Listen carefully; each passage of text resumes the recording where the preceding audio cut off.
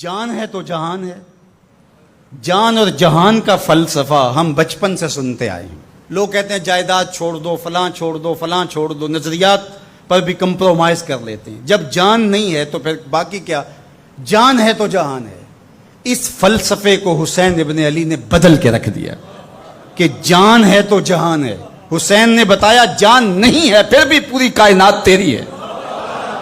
لوگ یہ کہتے ہیں کہ اگر لٹ گئے تو پھر سب کچھ برباد ہوگا. حسین نے یہ فلسفہ دیا لٹ کے ہی تو آباد ہوا جاتا ہے. یزید سب کچھ بچا کے بھی نہ بچ سکا، حسین سب کچھ کٹا کے بھی زندہ ہو جاوید رہا. یہ فلسفہ دیا سب کچھ کٹ جائے، سر نیزے کی نوک پہ بھی چڑھ جائے، خاندان کی لاشیں بکھری پڑی ہوں اور گھوڑوں کی ٹاپوں تلے روندی جائیں، کفن بھی کھینچ لیے جائیں، خیموں کو بھی آگ لگا دی جائے، لیکن سر شہیداں پھر بھی نیزوں پہ بلند ہی رہے گا، اونچا ہی رہے گا. یہ فلسفہ حسین ابن علی نے دیا. یہ سر جھکنے کے لیے نہیں ہے، یہ سر اوپر بلند ہونے کے لیے. اور میں ایک بات کہا کرتا ہوں، لوگ سر بچانے کے لیے ہاتھ دے دیتے ہیں، ظالم کے ہاتھوں میں ہاتھ دے دیتے ہیں کہ سر بچ جائے. حسین نے ہاتھ بچانے کے لیے سر دے دیا. ہم نے بچپن سے لے کر کے لڑکپن تک اور لڑکپن سے لے کر آج تک حضرت نبی رحمت صلی اللہ علیہ وآلہ وسلم کا یہ فرمان سنا ہے، من رآ منکم منکرا فلیغیرہ بیدہ فإن لم یستطع فبلسانہ فإن لم یستطع فبقلبہ وذلک اضعف الایمان او کما قال النبی صلی اللہ علیہ وسلم. تم میں سے اگر کوئی برائی کو دیکھے تو وہ ہاتھ سے روکے، ہاتھ سے نہیں روک سکتا تو زبان سے روکے، اور زبان سے بھی نہیں روک سکتا تو کم از کم دل سے برا جانے. اور یہ سب سے کمزور ترین ایمان کا مرتبہ تھا. جو لوگ کہتے ہیں امام حسین کربلا میں کیوں گئے، میں انہیں کہتا ہوں امام حسین حضور کی گود کے پالے ہوئے تھے، کمزور ایمان والے نہیں تھے کہ دل میں ہی کڑتے رہتے اور ظلم کو اور جبر کو اور زیادتی کو اور ناانصافی کو ہاتھ اور زبان سے نہ روکتے. حضرت امام حسین کے خطبے دیکھ لیجئے، قدم قدم پہ خطبے دیے. محمد بن حنفیہ کے نام جو آپ نے وصیت نامہ لکھا تھا، آپ نے فرمایا انی لم اخرج عاشرا ولا بطرا ولا مفسدا ولا ظالما. میں سیر سپاٹے کے لیے نہیں جا رہا اور نہ ہی میں اپنی کسی خواہش کی تکمیل کے لیے جا رہا ہوں. میرے اہداف میں، میری خواہشات کے کسی گوشے میں یہ موجود نہیں ہے کہ میں تخت و تاج حاصل کر لوں گا. انما خرجت لطلب الاصلاح فی امت جدی. میں اپنے دادا کی امت کی اصلاح کے لیے جا رہا ہوں. اريد ان آمر بالمعروف وانہی عن المنکر. میں امر بالمعروف اور نہی عن المنکر کے جذبوں سے مالا مال ہو کے میں اس سفر کو اختیار کر رہا ہوں. جب شریعت کا مذاق اڑایا جا رہا ہے، شریعت کی شکل بدلی جا رہی ہے، خلافت کا رشتہ قرآن سے ٹوٹ گیا ہے اور ایک نئی صورت دین کو دی جا رہی ہے، اور جو اس سانچے میں ڈھل کے دین نکلے گا وہ محمد عربی کا دین نہیں ہوگا.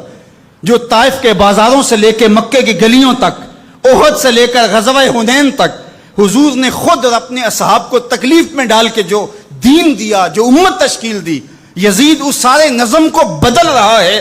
تو کیا نبی کا نواسا جس کو حضور نے گود میں پالا ہو وہ خاموش ہو کے بیٹھ جائے؟ کہا حسین ایسا نہیں ہونے دے گا، اور اس کی جو بھی قیمت ادا کرنا پڑی حسین وہ قیمت ادا کرے گا.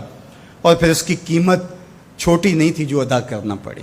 اگر حضرت امام حسین رضی اللہ تعالیٰ عنہ اس وقت کربلا کے تپتے ہوئے ریگزار میں، اس میدان حق و باطل میں اپنی قربانی پیش کر کے جبر کا راستہ نہ روکتے تو یہ بات اچھی طرح سے ذہن نشین کر لیجئے، اسلام کی یہ شکل جو آپ کو دکھائی دے رہی ہے یہ موجود ہی نہ ہوتی.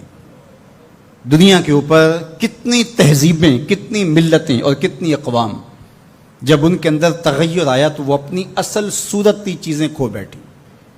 دنیا کے اوپر کتنے مذاہب، یہودیت کی شکل دیکھ لیجئے، کیا یہ وہی صورت ہے جو حضرت موسیٰ لے کر آئے؟ عیسائیت کی شکل دیکھ لیجئے، کیا یہ وہی صورت ہے جو حضرت عیسیٰ لے کر کے آئے؟ ابھی کچھ دن ہی نہیں گزرے تھے تو حواریوں کے بعد جو ہوا اور جس طرح سے دین عیسیٰ کا حلیہ بگاڑ کے رکھ دیا گیا، جس طرح موسوی دین کی شکل تبدیل کر کے رکھ دی گئی، تو کیا دین محمدی کی شکل باقی رہ جاتی؟ جب یوں دین کی صورت اور شکل کو بدلنے والے میدان میں آپ موجود ہوئے تھے، لیکن باقی ادیان، باقی تہذیبیں، باقی ملل، باقی قومیں، ان کی شکل اس لیے تبدیل ہو گئی کہ اس شکل کو بچانے والا کوئی حسین وہاں نہیں تھا، اور یہاں اس دین کی اصل صورت اور شکل اس لیے موجود رہی کہ اس دین کو بچانے والا حسین ابن علی موجود تھا۔ مسٹر گوکھلے نے کہا تھا کہ اگر حسین ابن علی رضی اللہ تعالی عنہ نہ کھڑے ہوتے تو اسلام یا تو مٹ ہی جاتا، اور اگر موجود رہتا تو اس کی وہ شکل نہ ہوتی جو محمد بن عبداللہ لے کر آئے تھے، اس کی شکل وہ ہوتی جو یزید پیش کر کے جاتا۔ لیکن حسین ابن علی کی قربانی، ان کی نہضت کی وجہ سے، ان کے قیام کی وجہ سے، ان کے کھڑا ہو جانے کی وجہ سے 14 صدیاں گزرنے کے بعد آج بھی وہی اسلام ہے جو آمنہ کا لال دے کے گیا تھا۔